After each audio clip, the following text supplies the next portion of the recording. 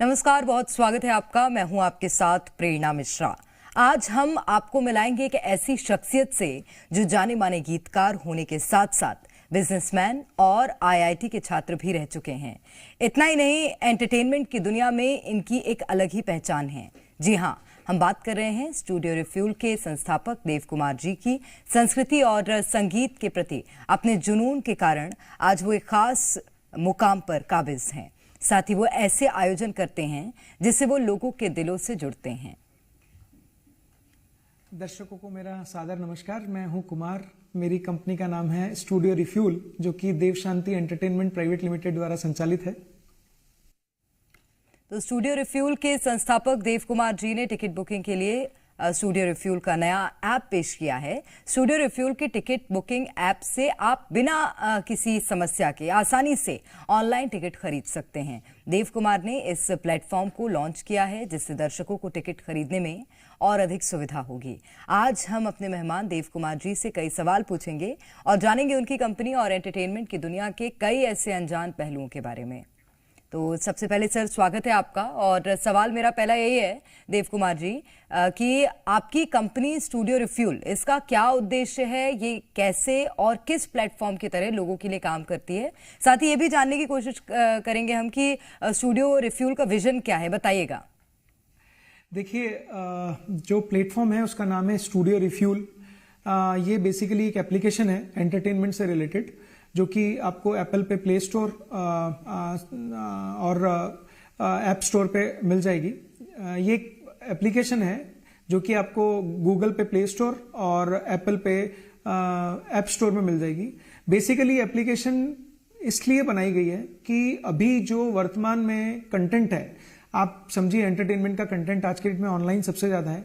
आप Instagram, Facebook और काफी सारे ऐसे एंटरटेनमेंट वर्टिकल्स हैं जिनके ऊपर आप लगभग अपने दिन का 2 से 3 घंटा गुजारते हैं या 4 घंटा गुजारते हैं, डिपेंड्स ऑन यू। तो इन वर्टिकल्स पर जो भी आप टाइम गुजार रहे हैं, उनका कंटेंट बहुत वेरिएशन, उस कंटेंट में बड़ा सारा वेरिएशन है। वेरिएशन कैसे है कि जो 6 साल का बच्चा है या 15 साल का बच्चा है या 30 साल का जवान है या 60 साल का बुढ़ा है, वयस्क 60 साल के वयस्क हैं, उनको सबको एक ही कंटेंट मिलता है। वो फिल्टर्ड नहीं है कंटेंट में। आप अब 6 साल के बच्चे को आप क्या कंटेंट देने की कोशिश करेंगे, वो फिल्टर नहीं है। 18 से 20 साल के लोगों को आप क्या कंटेंट देने की कोशिश करेंगे, वो फिल्टर नहीं है। इसी प्रकार से स्टूडियो रिफ्यूल जो एप्लीकेशन है, उसमें एंटरटेनमेंट के का जो हिसाब है वो बच्चों के लिए अलग है। यानी आप लॉगिन अगर करेंगे उसके अंदर as a kid, as a student, तो आपको एक अलग कंटेंट मिलेगा। एज अ आप एडल्ट करेंगे तो एक अलग कंटेंट मिलेगा। और ये एक प्रीफेसेस हैं, एक दायरे हैं एंटरटेनमेंट के स्टूडियो रिफ्यूल एप्लीकेशन में। अब आता क्यों है कि इसकी जरूरत क्या है और उद्देश्य क्या है। देखिए, आज की डेट में हमारी इंडस्ट्री में अगर आप देखेंगे, मैं खासकर सिनेमा इंडस्ट्री के बारे में बात कर रहा हूं, तो जो मूवीज हैं उनके कंटेंट आप देख लीजिए, ओटीटी है उनका कंटेंट देख लीजिए। मैं इस जगह आपको बता नहीं सकता कि वो कंटेंट कैसा है, उसमें वल्गरिटी है, उसमें किसी और प्रकार की चीजें हैं, वो वायलेंस से रिलेटेड है। शायद हम लोगों ने ऐसा बना दिया है कि वायलेंस और ये सब चीजें हमें देखने में अच्छी लगती हैं, बट इन सब का हमारे नॉर्मल जीवन पर, हमारे औपचारिक जीवन पर या हमारे सतत जीवन पर बड़ा फर्क पड़ता है। आप जैसा कंटेंट देखेंगे वैसे ही आपके आदर्श, वैसे ही आपके संस्कार होते चले जाएंगे। तो बेसिकली स्टूडियो रिफ्यूल को लाने का मीनिंग ही है था कि एंटरटेनमेंट हो, बहुत अच्छा हो, बड़ा बढ़िया एंटरटेनमेंट हो, लेकिन एक फिल्टर्ड हो, उनमें वल्गरिटी बहुत कम तो क्या ना के बराबर ही हो, और जिस उम्र के जो लोग हैं उनको उस हिसाब से कंटेंट मिले, यानी एक फिल्टर्ड कंटेंट मिले। दूसरा कि ये कंटेंट बायस्ड नहीं होगा। बायस्ड आप समझते हैं बायस्ड का मीनिंग।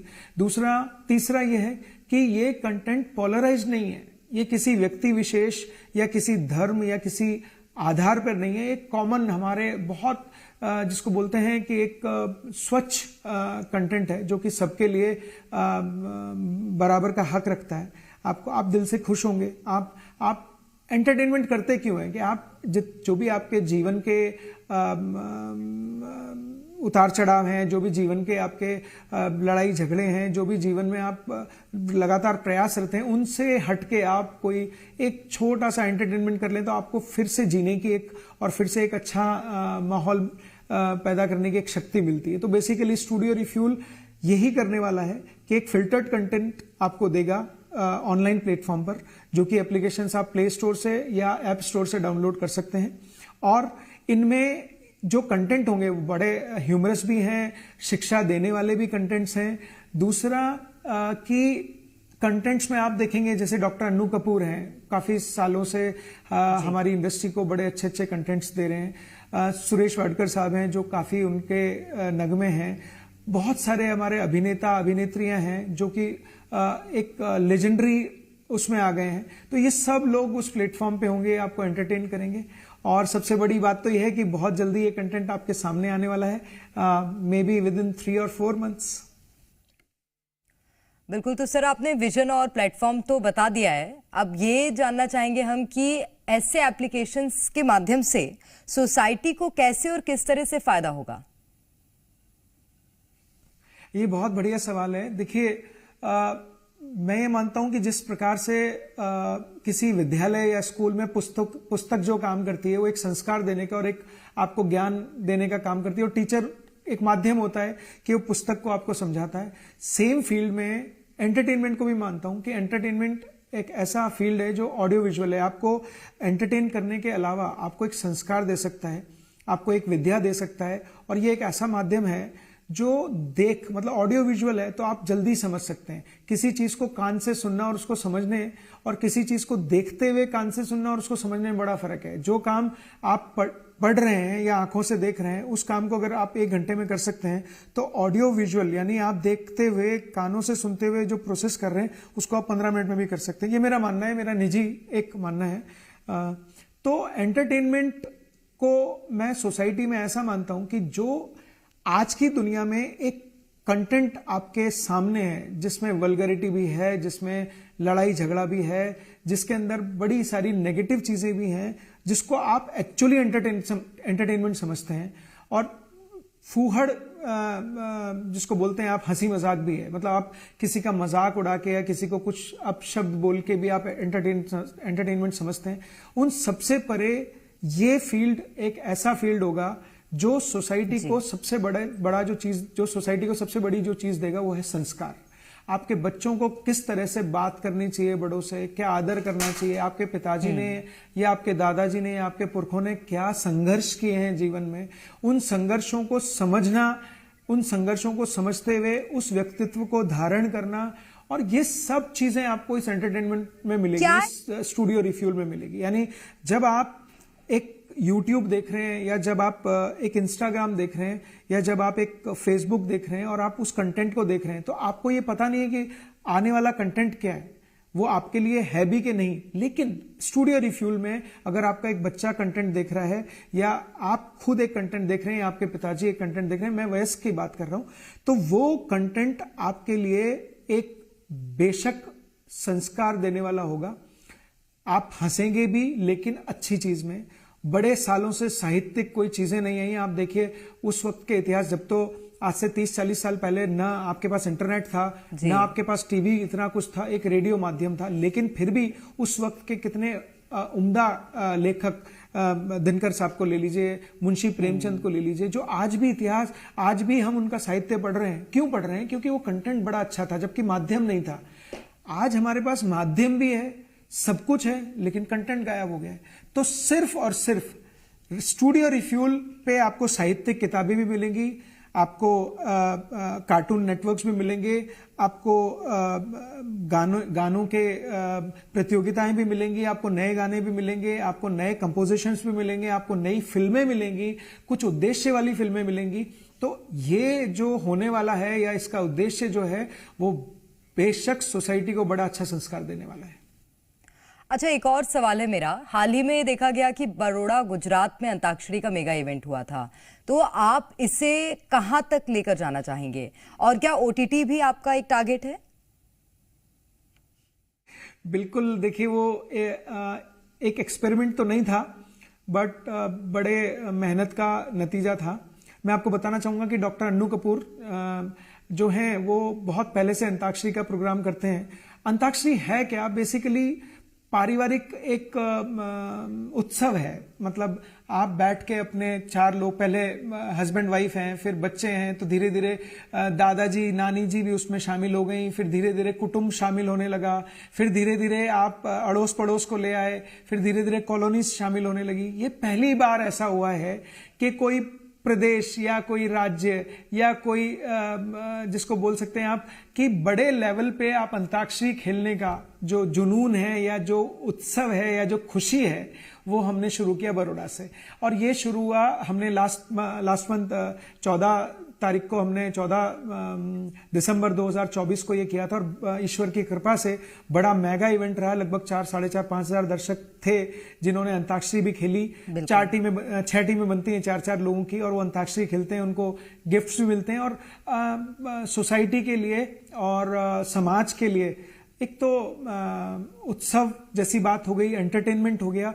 और डॉक्टर अन्नू कपूर जिस प्रकार से इस प्रोग्राम को संबोधित करते हैं वो काबिले तारीफ है। जिस प्रकार से वो पूरे लोगों को बांध कर रखते हैं एक खूबसूरत धागे में, एक रिश्ते में, जिसको आप एक खूबसूरत धागा बोल सकते हैं रिश्ते का। तो वो कुटुंब इतना बड़ा हो जाता है कि 4 से 5 हजार लोगों का कुटुंब बन गया। अब वो सब मिलकर अंताक्षरी खेल रहे हैं।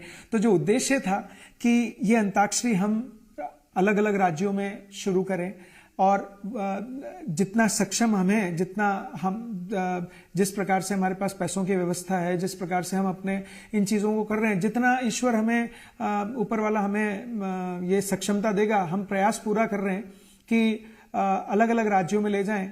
और इस उत्सव को, जिसका नाम अंताक्षरी है, बेसिकली अब इसका नाम स्टूडियो रिफ्यूल अंताक्षरी है, इसको हम पूरे हिंदुस्तान में लेके जाएं और बाहर भी लेके जाएं, जिनसे आपको ये भी प्रतीत हो कि हमारे जो पहले वाले गुड और लेजेंडरी आर्टिस्ट जो म्यूजिक बना के गए, आप देखिए उनमें कितनी मधुरता है, उनमें कितना एंथुसियाज्म है, उनके आप लिरिक्स पढ़िए, उनको समझिए, उनके अंदर जीवन की परिभाषा है, उनके अंदर इतना एंटरटेनमेंट है कि आप कुछ सीखेंगे भी, आपको एक संस्कार भी मिलेगा और आपको एक एंटरटेनमेंट भी मिलेगा। तो ये इससे अच्छा एंटरटेनमेंट का जिसको बोलते हैं क्वांटम, वो आपको कहाँ मिलेगा। तो ये बड़ौदा से शुरू हुआ और बस ईश्वर की, ऊपर वाले की कृपा से ये कारवां जारी रहेगा। बिल्कुल, बहुत शुभकामनाएं आपको कि आपका ये जो काम है ये इसी तरह से आगे जारी रहे। अच्छा देव कुमार जी, एक बेहद अहम सवाल है, क्या सिर्फ एंटरटेनमेंट में ही आगे बढ़ेंगे आप या और भी कोई प्लेटफॉर्म्स हैं? देखिए, एंटरटेनमेंट एक ऐसा फील्ड है जो आपकी मेहनत, देखिए एंटरटेनमेंट का मैं आपको मतलब अगर समझाऊं तो एंटरटेनमेंट फुल टाइम जॉब नहीं है। मैंने कई बच्चों को देखा है, कई लोगों को देखा है, सुबह से लेकर शाम तक रील्स देखना, वो अपने टाइम को बर्बाद ना करें ऐसे। मैं एंटरटेनमेंट का मतलब ये मानता हूं कि आप अगर दिन में 8 घंटे या 9 घंटे काम कर रहे हैं तो आप अपने लिए एक समय निकालें जब आप खुश होना चाहें, या आप कोई ऐसा सब्जेक्ट देख लें। पहले तो लोग साहित्य पढ़ते थे, किस्से कहानियां सुन लेते थे, लेकिन अभी हमारे पास माध्यम बहुत सारे हैं जिनमें टीवी है, आपका रेडियो है, ओटीटी प्लेटफॉर्म्स हैं, आपका मोबाइल है। तो सबसे ज्यादा संख्या जो अभी तक देखी गई है वो है मोबाइल्स को जिस प्रकार से आप यूज कर रहे हैं वो आप मान के चलिए एक फुल टाइम जॉब हो गया है लोगों का। तो मेरा मानना यह है कि एंटरटेनमेंट सिर्फ आपका 10% हिस्सा है। अगर आप अपने 8 घंटे काम कर रहे हैं और फिर आप 7 घंटे की नींद ले रहे हैं, 2 घंटे अपने परिवार को दे रहे हैं, तो मैं ये चाहता हूं कि अगर परिवार के साथ बैठ के या आप इंडिविजुअल भी 2 घंटे भी एंटरटेनमेंट अगर अपना रखें तो वो 20%, 15-20% का जैसा एंटरटेनमेंट होता है। अब इस एंटरटेनमेंट को हम बाध्य तो नहीं कर सकते, जिसका जो मन होगा वो देख सकता है, बट कोशिश कर सकते हैं कि अच्छा कंटेंट हम स्टूडियो रिफ्यूल के थ्रू आपको दें जो मोबाइल पे मिले, किसी भी तरह के मोबाइल पे। जैसा कि मैंने पहले भी कहा था कि प्ले स्टोर पे भी ये एप्लीकेशन अवेलेबल है और आपके ऐप स्टोर पे भी अवेलेबल है। तो अब यह है कि टीवी जो आज का माध्यम है वो शायद कहीं ना कहीं ओटीटी ने बड़ा कैप्चर कर लिया। आप भी देखेंगे थिएटर्स थोड़ा कम होने लगे हैं, मूवीज भी ओटीटी पे रिलीज होने लगी हैं। अब हमारा मानना यह है कि जो कंटेंट आज की डेट में ओटीटी के पास है, वो मेरा बोलना तो ज़्यादा वो नहीं होगा, बट आप खुद देखेंगे, आप बदलते जाइए ओटीटी। अगर आपको वल्गर कंटेंट, अगर आपको ऐसा कंटेंट मिल रहा है जो बहुत ज़्यादा लड़ाई झगड़े का है, जिसमें बहुत ज़्यादा वल्गरिटी है, लड़ाई झगड़े हैं, आप अगर 90% भी ऐसा देखते हैं और आपको लगता है, आप खुद चुनाव करिए, आपको ऐसा ही मिलेगा। तो मैं ये कोशिश करूंगा कि ज़रूर ये अंताक्षरी प्रोग्राम या ज़रूर ऐसे कुछ और बड़े अच्छे प्रोग्राम्स या सुरीले प्रोग्राम्स ओटीटी पे आएँ। मैं पूरा प्रयास करूंगा, हमारी टीम पूरा प्रयास करेगी, हमारे साथ जो आर्टिस्ट जुड़े हुए हैं वो पूरा प्रयास करेंगे कि ऐसे अच्छे प्रोग्राम्स डेफिनेटली हम ओटीटी पर लेकर आएं और हमारे देश की जनता और बाहर भी, हमारे देश से बाहर भी जो भारतीय हैं या दूसरे लोग हैं, वो जानें कि हम कितने आगे हैं इस फील्ड में, हमारे पास कितने ग्रंथ हैं, कितने धर्म हैं। आप एक बार उन्हें पढ़िए, एक बार उनके हिसाब से कोई कंटेंट बनाइए, एक बार किसी जीवनी को पढ़िए। आप इतने बड़े बड़े लोग हमारे हिंदुस्तान में भी हुए हैं, बाहर भी हुए हैं, आप उनके ऊपर जीवनी में, आप उनकी जीवनी के आधारित कुछ चीजें बनाइए। ये अंताक्षरी जो प्रोग्राम है, ये भी एक ऐसा है जो आपको कुटुंब में जोड़ेगा। तो definitely we are gonna to go for OTT platform very soon. बिल्कुल। मैं एक और सवाल लेना चाहूंगी, क्योंकि आने वाले समय में जैसे कि थिएटर टिकटिंग एप्लीकेशंस की हम बात करें, इसमें आपके यहाँ कुछ बदलाव आएंगे क्या? बिल्कुल, ये बड़ा अच्छा प्रश्न भी है और इसको लेके मैं बड़ा उत्साहित भी हूं। देखिए, जो मेरी आज तक की एनालिसिस है, being I am analyst only, आप कोई भी थिएटर में जाएं, लगभग पूरे हिंदुस्तान में जो ऑक्यूपेंसी मानी जाती है थिएटर्स में, वो लगभग 30 से 33% की ऑक्यूपेंसी आती है। यानी किसी थिएटर की अगर कैपेसिटी अगर 600 है तो 200 ही लोग उस मूवी को देखने जाते हैं या कुछ है। ये एक आज का नहीं है, पिछले 10 सालों का एक एनालिसिस है। हिंदुस्तान में शायद एक ही थिएटर है पटना में ऐसा, जिसकी ऑक्यूपेंसी लगभग 50% से ऊपर है। तो मेरा ये मानना है कि जो संसाधन आपने मूवीज को दिखाने के लिए, स्पेशली मूवीज को ब्रॉडकास्ट करने के लिए, मूवीज को थियोरेटिकल दिखाने के लिए लिए, उसका सिर्फ हम 30 से 33% यूज कर पाते हैं। अच्छा, अगर आप बजट की बात करें तो एक टिकट 200 रुपए के आसपास आता है। अब लाजमी है कि अगर आप थिएटर में जाएंगे, अपने बच्चों को लेके जाएंगे या कुछ तो उत्सव जैसा माहौल होता है, तो आप उसे एक पॉपकॉर्न भी खिला सकते हैं, या बच्चा आपका कोल्ड ड्रिंक भी मांग सकता है, एक सैंडविच भी मांग सकता है, या जो भी उपलब्ध वहां पे खाने पीने के संसाधन है उनमें से आप कुछ भी ले सकते हैं। लेकिन आप उसको कंपेयर अगर करेंगे तो 200 रुपए का एक टिकट आता है, 300 से 400 रुपए की फैमिली पॉपकॉर्न आती है, और अगर सैंडविच और कोल्ड ड्रिंक्स की बात करें तो 100-200 रुपए। यानी आप मान के चलिए कि आपका एक एंटरटेनमेंट या टिकट उस मूवी को देखने का पैकेज 700 से 800 रुपए चला जाता है, राइट।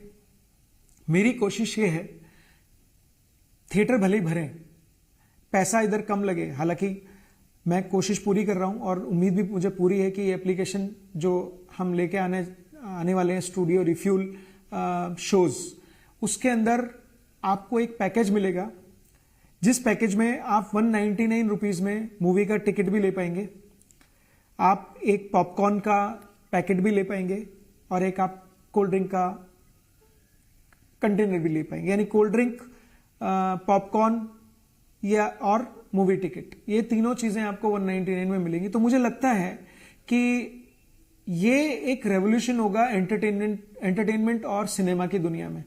हालांकि ये मैं किसी व्यक्ति विशेष या किसी पर्टिकुलर सिनेमा के बारे में नहीं कह रहा हूं, ये मेरी एप्लीकेशन है जो मैं प्रपोज करूंगा बहुत जल्दी, ताकि लोगों को ये सुविधाएं मिलना शुरू हो।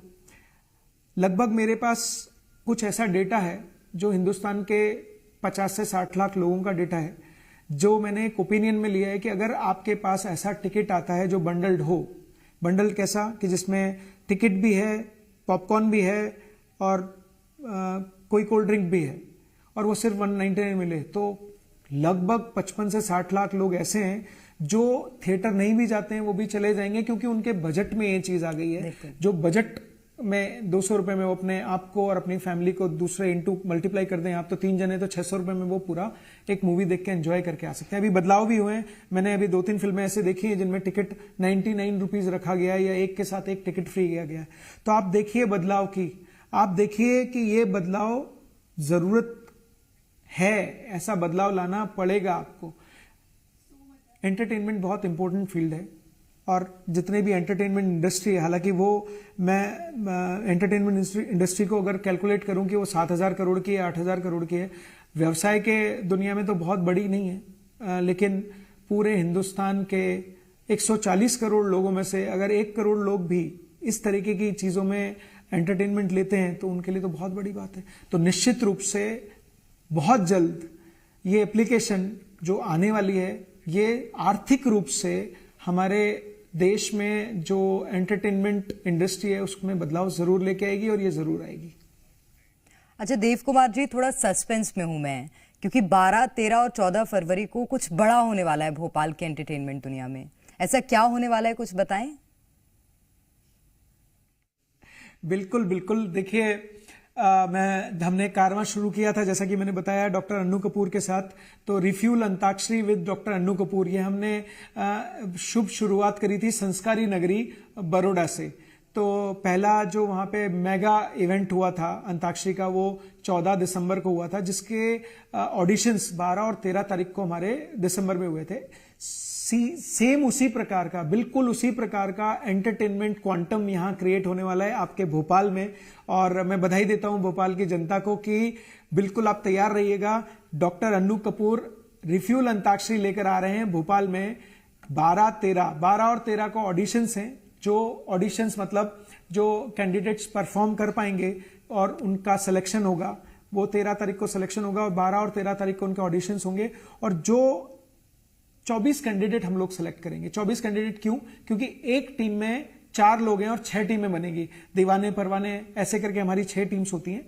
तो एक टीम में 4 कैंडिडेट्स होते हैं, तो वो 4 कैंडिडेट्स इंटू 6 टीम यानी 24 लोगों को हम ऑडिशन के जरिए, जो कि 12 और 13 तारीख को होंगे, वो उनमें से हम सुनिश्चित करेंगे कि ये अंताक्षरी खेलेंगे। और 14 तारीख को शाम 7 बजे से लेकर लगभग 10 बजे तक पूरा भोपाल इसका इस उत्सव को मनाएगा और इसका लाभ उठाएगा। यानी आप सोचिए 70 के दशक के, 80 के दशक के, 90 के दशक के वो प्यारे गाने, वो नॉस्टैल्जिक एनवायरनमेंट, वो नॉस्टैल्जिक ऑरा आप महसूस कर पाएंगे 14 तारीख की शाम को। दूसरी बात, वैलेंटाइन डे तो है ही है, यानी उत्सव एक अपने आप में अलग ही है। और दूसरा कि 7 बजे से और 10 बजे तक ये एंटरटेनमेंट का धमाका, जो डॉक्टर अन्नू कपूर आएंगे। और मजे की बात कि डॉक्टर अन्नू कपूर की पैदाइश भोपाल की है, तो आप सोचिए जो भोपाल में जन्मा हुआ व्यक्ति भोपाल में आकर अंताक्षरी का इतना बढ़िया प्रसाद, इतना बढ़िया एंटरटेनमेंट का गोला, इतना बढ़िया एंटरटेनमेंट का एक क्वांटम यहाँ देगा, तो बड़ा मजा आने वाला है भोपाल को। और मैं चाहता हूं भोपाल आप पुरजोर ताकत के साथ तैयार रहिए और तैयार हो जाइए अपने ऑडिशंस देने का। ऑडिशंस आपको स्टूडियो रिफ्यूल की एप्लीकेशन है, studiorefuel.com पे आप जाएंगे तो वहां आपको ऑडिशन का फॉर्म मिलेगा।